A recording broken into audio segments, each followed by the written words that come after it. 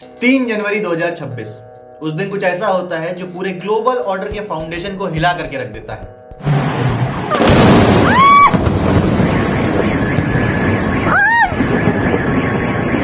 इस दिन FIFA peace prize winner और नोबेल पीस प्राइज नॉमिनी दिखा देते हैं कि वो दुनिया में कितनी ज्यादा शांति चाहते हैं। ना कोई सैंक्शन, ना कोई नेगोशिएशन और ना ही कोई यूएन का रेजोल्यूशन। बस फाइटर जेट, स्पेशल फोर्सेस और एक सिटिंग प्रेसिडेंट को उनके कैपिटल से रातों रात उठा लिया जाता है। इस ऑपरेशन का नाम था ऑपरेशन एब्सोल्यूट रिजॉल्व और शायद इसी दिन से सोवरेन इम्यूनिटी का कॉन्सेप्ट पूरी दुनिया से खत्म होना शुरू हो गया। अर्ली मॉर्निंग 150 से भी ज्यादा US aircraft Venezuela air space में एंटर कर जाते हैं। सिर्फ 30 मिनट के अंदर वेनेजुएला के एयर डिफेंस सिस्टम न्यूट्रलाइज हो जाते हैं।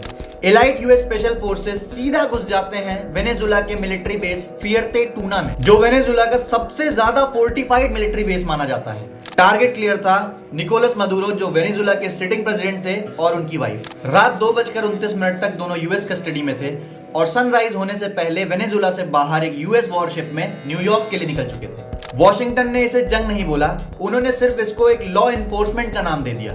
यूएस ने बोला मदुरो ड्रग ट्रेड, टेररिज्म और क्राइम से जुड़ा हुआ है। दरअसल इसके पीछे सच ये है कि ये अटैक कभी भी जस्टिस के लिए था ही नहीं, इसमें छुपा था तो यूएस का लालच। दरअसल वेनेजुएला के पास पूरे वर्ल्ड का 18% oil reserve, huge gold deposit और रेयर अर्थ मेटल हैं जो इलेक्ट्रॉनिक व्हीकल, मिसाइल और आर्टिफिशियल इंटेलिजेंस सिस्टम के लिए बहुत ही ज्यादा इंपॉर्टेंट है। दरअसल मदुरो के लीडरशिप के अंडर ये सारे रिसोर्सेस चाइना और रशिया की ओर जा रहे थे, पर ऑपरेशन एब्सोल्यूट रिजॉल्व ने ये सारा गेम ओवरनाइट पलट दिया और यूएस ने बोला वेनेजुएला को टेम्परेरीली रन किया जाएगा और इंटरवेंशन का पैसा वहां के ग्राउंड से निकले हुए रिसोर्सेस से ही कवर किया जाएगा।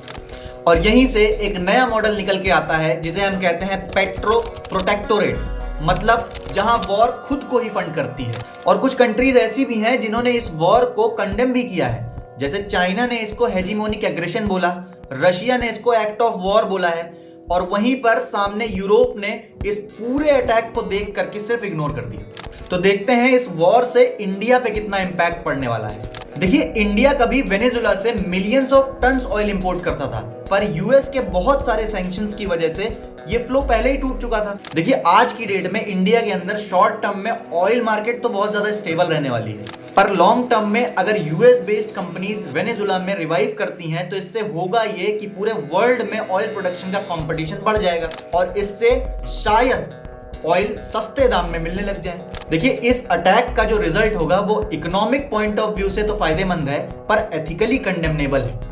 इसीलिए इंडिया ने भी इस अटैक पर कंडेमनेशन जाहिर किया है। लेकिन ये इवेंट हमें बताता है कि रूल्स तब तक ही रूल्स हैं जब तक पावर उन्हें अलाउ करे।